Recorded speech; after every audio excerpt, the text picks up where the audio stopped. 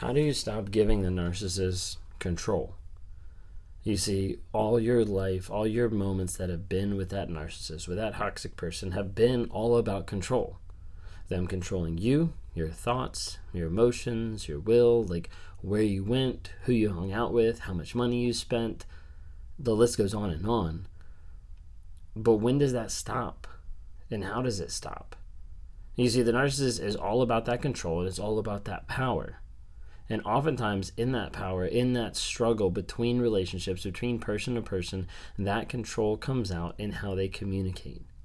Because how they communicate ends up being what your perception relies on. You rely on what you see, what you hear, what you think. And when they're the sole ones putting in all that communication, all that effort, they use that to communicate and to control you. And they'll control you through a million different ways: lying, manipulation, gaslighting, just to name a few. And as they control you, a lot of times they're looking for a reaction. Now, sometimes that reaction is just as simple as you obeying them or you listening to them.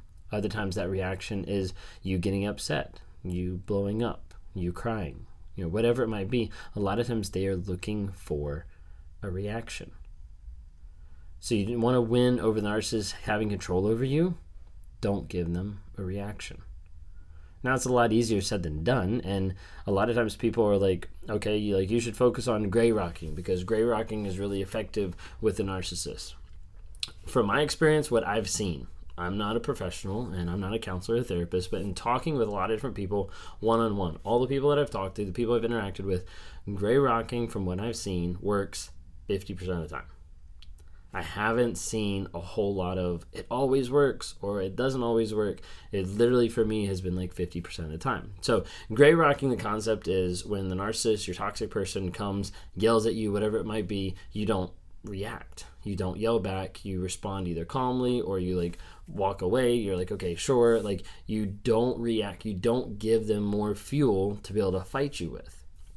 And so a narcissist will do that so many times. They'll come screaming, yelling, and all of a sudden you react. You scream or you yell back, and they instantly shut it off. And they're like, wait a second. You're the one yelling at me. I'm not yelling. You're the one yelling.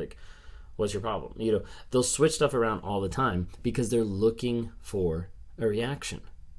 So in that gray rocking aspect, a lot of times it comes down to the screaming, the yelling. It comes down to the arguing, the manipulation, the gaslighting, all this type of stuff that they try to do. They try to manipulate because they're looking for a reaction from you. So with gray rocking, people that don't give reaction, they purposely kind of just go gray rock, stone cold, just boom, no emotion, no facial expressions, nothing going on, just okay, sure, and they just move right on. And when that happens, a lot of times with a narcissist, they'll get really frustrated. And that's why it says it works 50% of the time.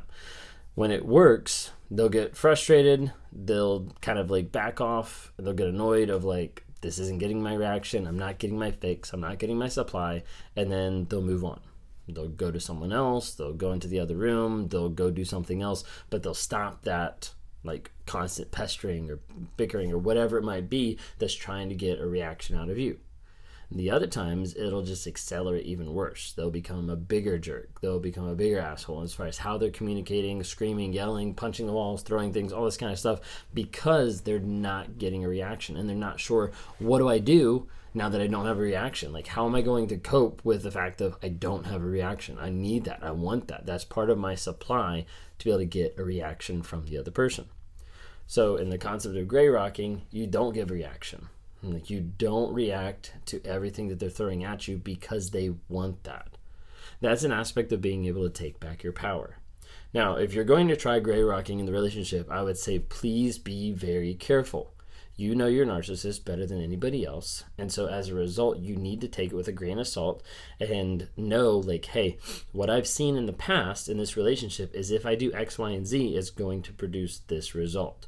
So if you know, hey, if I start gray rocking, they're going to accelerate their abuse or things like that, don't go down that route. It's not worth you getting hurt or something bad happening. So please be careful with the concept of gray rocking. So with that, take back your control and don't react in a lot of aspects of life. Now, this is not just gray rocking, but let's say you left the narcissist and they're still reaching out to you. Say you're getting out of a relationship. Say you're in a relationship, whatever it might be. And a lot of times we let people control our reaction. Like, we let people control how we respond to situations and things like that. And when you do, you give that other person power. You let them control everything that's going on because of what they did.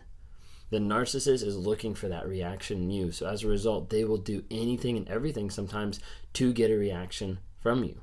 So take back your control, take back your power, and focus on not giving them the reaction that they want. You can do that by focusing on your growth, on your heal, on your center of peace and of gravity of the situation, where you can actually walk through life realizing, hey, regardless of everything going on around me, regardless of everything that's happening, collapsing, the drama, everything like this, I can live in a sense of peace because of who I am, because of where I'm going, because of what my sense of security is in, etc. I'm not saying that's easy, and I'm not saying to live an abusive relationship with a sense of peace or anything like that. Like, if it's abusive, like, get out, like, go. But you have to work on taking back your power, and that is focused on being the person you need to be regardless of everybody else around you. You have to take back that power, take back that control, because that's what the narcissist is trying to do. They're trying to take your control, your willpower, your perspective, and twist it and change it to be exactly what they want. So take back your control and focus on not reacting, but focus on living a purposeful life that you know, hey, this is who I am and this is where I'm going. Sometimes it's very hard to even get to that first answer of this is who I am, because another person has stripped that away piece by piece, and you're at the end of the relationship and you're just kind of like, I don't even know who I am anymore. Like, I don't even know. I had all these hopes and dreams and thoughts and feelings of, like, this is where I want to do, this is what I want to go, like, this is my future life that I wanted, and this person just came into your life and completely ripped it away and crushed it. Start to think on those again. Start to write those down again. Start to say, like, hey, like, I need to take back control of my life and focus on proactively being like, where do I need to go with my life? Where do I want to go? Don't let them control you.